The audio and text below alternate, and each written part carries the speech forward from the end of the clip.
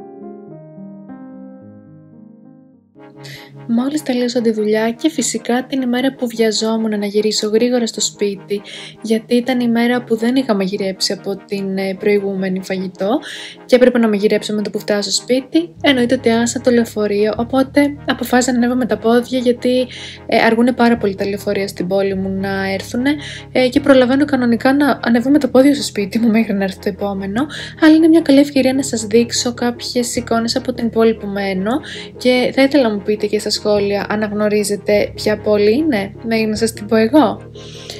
Εδώ βλέπετε λοιπόν κάποια πλάνα από την πόλη μου και πηγαίνω γρήγορα στο σπίτι για να μαγειρέψω, γιατί δεν θέλω όταν γυρνάει και ο Διονύσης να περιμένει πολλή ώρα.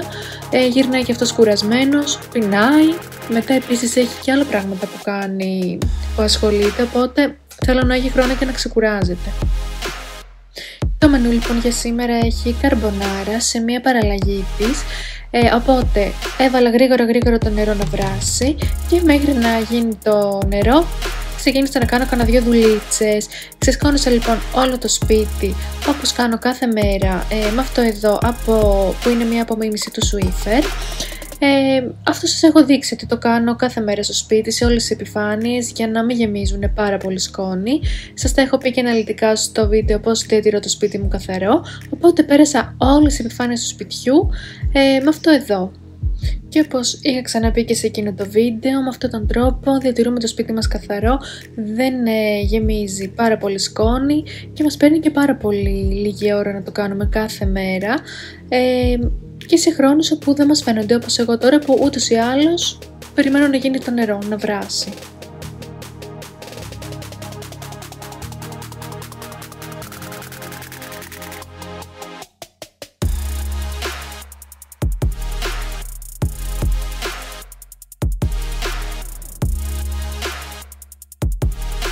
Και συνεχίζω την προετοιμασία του φαγητού. Εγώ, όπως σας είπα, την καρμπονάρα θα την κάνω σε μια παραλλαγή της, όπου αντί να βάλω μπέικον, όπου είναι πάρα πολύ ανθυγιεινό, κάθε φορά αποφασίζω να βάλω γαλοπούλα. Οπότε κόβω τώρα την γαλοπούλα κομματάκια για να την τσιγαρίσω λίγο στη συνέχεια και να ρίξω και την κρέμα γάλακτος.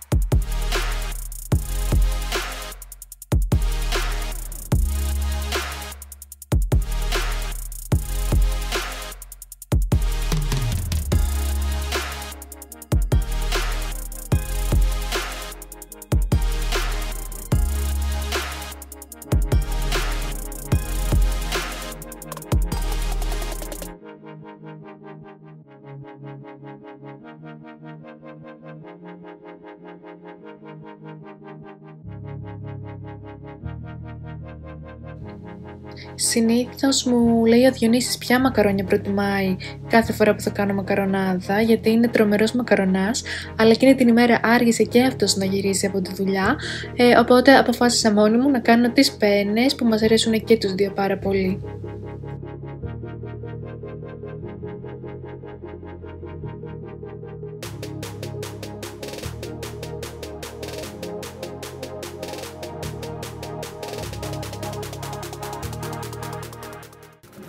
Να το και το σούπερ μάρκετ haul από τα Lidl. Λοιπόν, μου έφερε ο κουβαλητής γαριδούλες, γιατί τώρα έρχεται και περίοδος νηστείας και κάνω και για τη γιαγιά μου κάποιες φορές ρύζι με γαρίδες κοκκινιστό. Λοιπόν, πάλι για την περίοδο της νηστείας καλαμαράκια, όχι βέβαια και το πιο υγιεινό, δεν είναι φρέσκα, αλλά να. Τάκα-τάκα γίνονται αυτά, τηγανίζονται σε 5 λεπτάκια.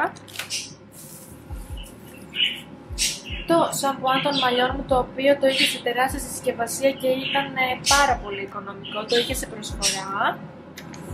Και τέλος, βουτυράκι. 2-3 πραγματάκια που χρειαζόμασταν, ίσα-ίσα για αυτές τις ημέρες.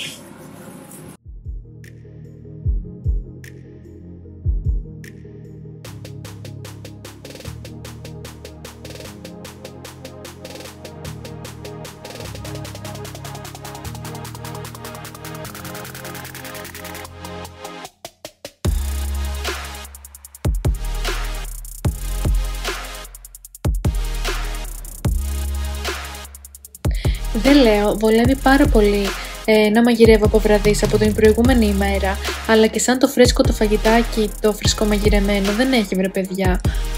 Είναι πολύ πιο ωραίο έτσι, αλλά δυστυχώς δεν υπάρχει χρόνος να μαγειρεύω αφού γυρίσω από τη δουλειά.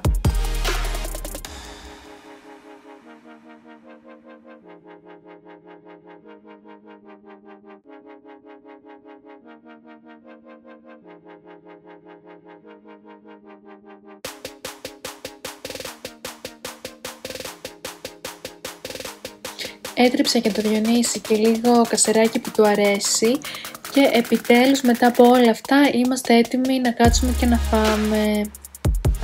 Στο μεταξύ θέλω να σας δείξω και κάποια δωράκια που παρέλαβα από μία φίλη μου που έχει και αυτή κανάλι στο YouTube. Είναι η Μαρία που έχει το κανάλι το My Life Yesterday.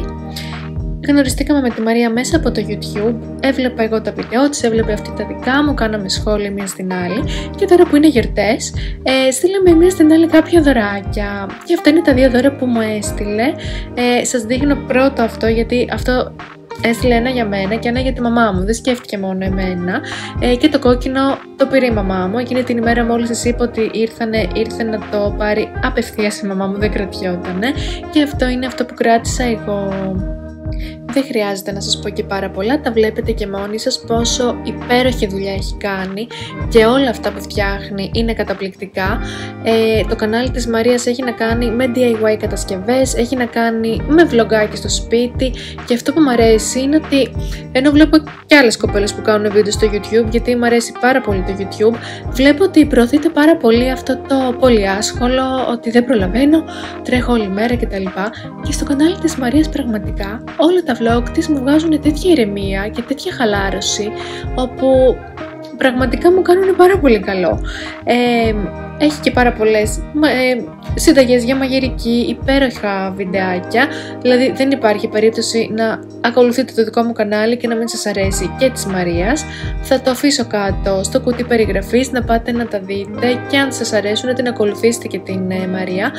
Και εδώ βλέπετε πόσα πολλά στολιδάκια έχει βάλει σε αυτό το βαζάκι και μέσα αυτό εδώ το ελαφάκι που εγώ τρελαίνομαι για τα ελαφάκια, μου αρέσουν πάρα πολύ και εννοείται όλα με glitter, γιατί ξέρει ότι και εγώ και η μαμά μου λατρεύουμε τον glitter, όχι μόνο τα Χριστούγεννα αλλά όλο τον χρόνο, και τα αστεράκια που έχει βάλει, μια πάρα πολύ όμορφη σύνθεση την οποία εννοείται ότι την στόλισα αμέσως.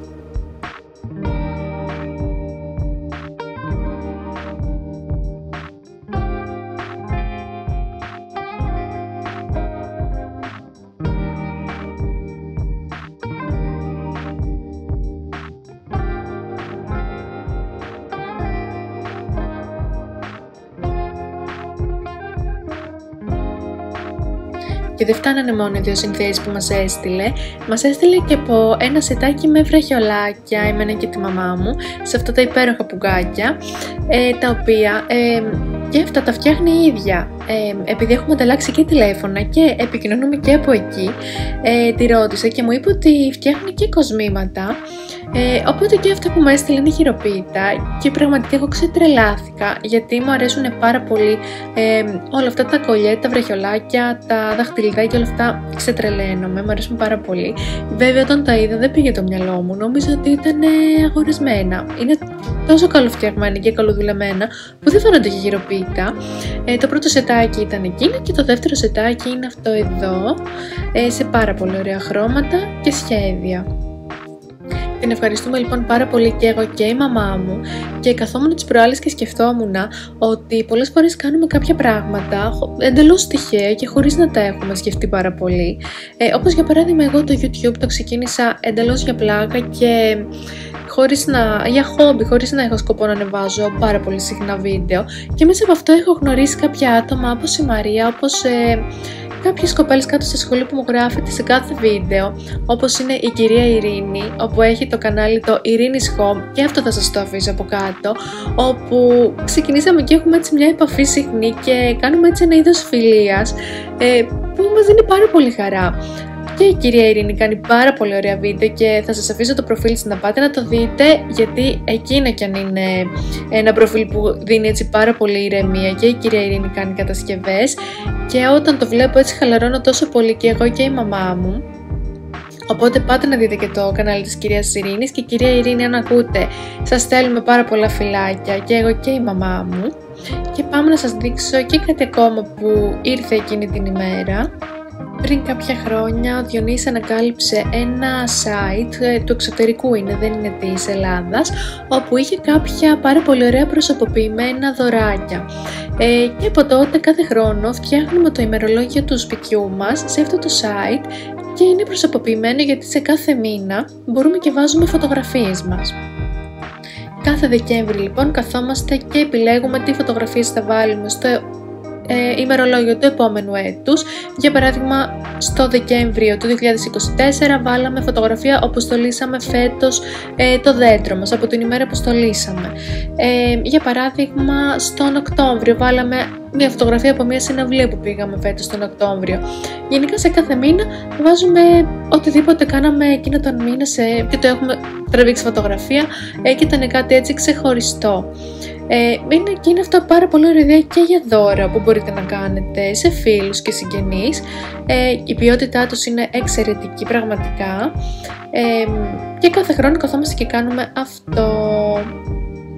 Και αυτές οι καρτέλες έρχονται μαζί με μία βάση, μία ξύλινη βάση όπου μπαίνουν πάνω, και κάθε μήνα αλλάζουμε την καρτέλα, είναι μπρος πίσω. Οπότε είναι έτοιμο τώρα και το φετινό μας ημερολόγιο για να πάρει τη θέση του ημερολογίου που είχαμε κάνει πέρσι, που είναι αυτό εδώ και έχει φτάσει στον Δεκέμβριο, οπότε από τον Ιανουάριο πρώτο Θεός θα βάλουμε το καινούριο.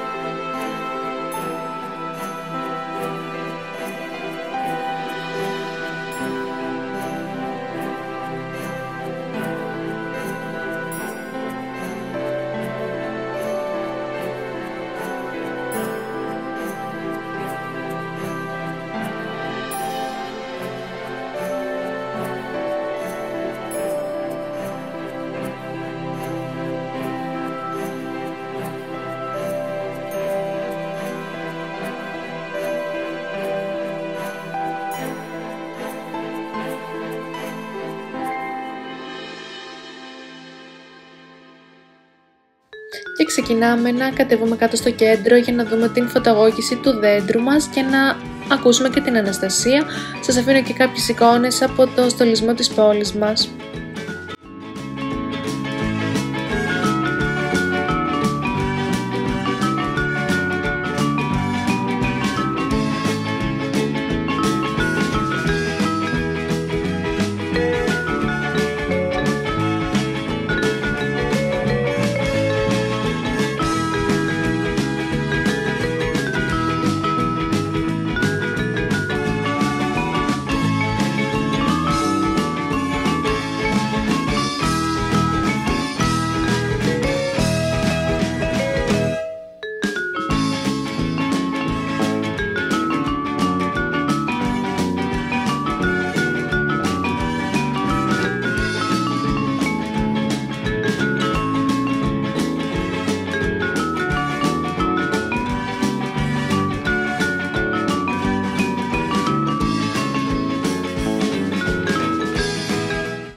Για βραδινό, εφόσον είχαμε βγει έξω, εννοείται ότι αποφασίσαμε να πάμε κάτι ανθυγιεινό και έπαιξε μπεργκεράκι εκείνο το βράδυ.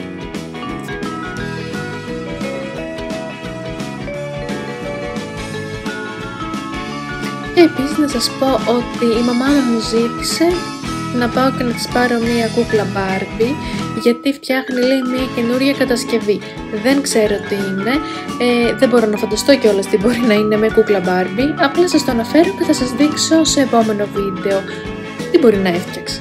Λοιπόν, μόλις γυρίσαμε στο σπίτι, τελικά η συναυλία ήταν ένα φιάσκο, γιατί η Αναστασία βγήκε να τραγουδήσει, αλλά επειδή εμείς αργήσαμε πάρα πολύ να πάμε, δεν βρίσκαμε να παρκάρουμε, ήμασταν πίσω και δεν φαινόταν τίποτε απολύτως.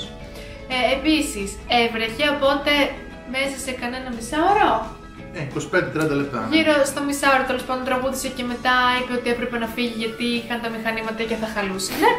Οπότε, τέλος πάντων, καλά ήταν πάλι, απλά θέλαμε λίγο παραπάνω. Τέλος πάντων. Λοιπόν, τώρα πριν κλείσουμε το βίντεο, θέλουμε να πούμε έναν γρίφο με το Διονύση, να συστήσω και το Διονύση, που τον ακούτε συνέχεια. Λοιπόν, ο Διονύσης είναι καθηγητής μαθηματικών, οπότε θέλει όταν κάνω vlog έτσι τώρα τα Χριστούγεννα, γιατί σκέφτηκα να κάνω 3-4 έτσι χριστουγεννιάτικα vlog μέσα στις γιορτές. Σκέφτηκε λοιπόν στο τέλος των βίντεο να λέει κάποιους γρίφους και τις απαντήσεις από τους γρίφους θα σας τις λέμε στο επόμενο vlog που θα κάνουμε. Οπότε για σήμερα ο γρίφος μας είναι αυτός. Λοιπόν, γρίφος παζοκεφαλιά, έτσι. Λοιπόν, έχουμε στην κατοχή μας 2 χρονόμετρα, από τα παλιά χρονόμετρα, δηλαδή που δεν έχουν πάνω ενδείξεις, να μας λένε δηλαδή πόσα λεπτά απομένουν ή πόσα περάσαν. Έχουμε λοιπόν 2 χρονόμετρα, τα οποία αυτά έχουν τη διάρκεια 7 και 11 λεπτών. Δηλαδή έχουμε ένα χρονόμετρο που απλά αν το βάλουμε να λειτουργήσει θα γράψει 7 λεπτά και το άλλο θα είναι 11 λεπτά. Δεν έχουμε ενδείξεις, δηλαδή δεν μπορούμε να ξέρουμε πόσα λεπτά περάσανε για το καθένα. Έχουμε σαν σκοπό να βράσουμε κάποια μακαρόνια για 15 λεπτά. Οπότε χρησιμοποιώντας και έχοντας στην κατοχή μας 2 χρονόμετρα των 7 και 11 λεπτών αντίστοιχα, πώς θα γίνει λοιπόν να ξέρουμε ότι περάσαν 15 λεπτά βρασίματος των μακαρονιών μας. Αυτός είναι ο γρίφος μας, το ξαναλέω, 2 χρονόμετρα, 7 λεπτών και 11 λεπτών αντίστοιχα, χωρίς ενδείξεις, δεν γνωρίζουμε τις ενδείξεις του χρονόμετρου και θέλουμε να βράσουμε για 15 λεπτά τα μακαρόνια μας. Πώς λοιπόν θα ξέρουμε ότι περάσαν 15 λεπτά για να τελειώσει ο χρόνος και να ξέρουμε ότι έχουμε βράσει τα μακαρόνια μας? Αυτός είναι ο γρίφος. Ωραία, στο επόμενο βίντεο θα σας πούμε την απάντηση. Εσείς γράψτε κάτω στα σχόλια ποια πιστεύετε ότι είναι η απάντηση. Εγώ δεν τη βρήκα να σας πω, ενώ το σκέφτηκα ένα 5 λεπτό. Δεν κατάφερα να το βρω. Ελπίζω κάποιος από εσάς να το βρει. Αυτό λοιπόν ήταν το βίντεο. Σας ευχαριστούμε πάρα πολύ που παρακολουθήσατε. Αν σας άρεσε μπορείτε να κάνετε like και θα τα πούμε στο επόμενο.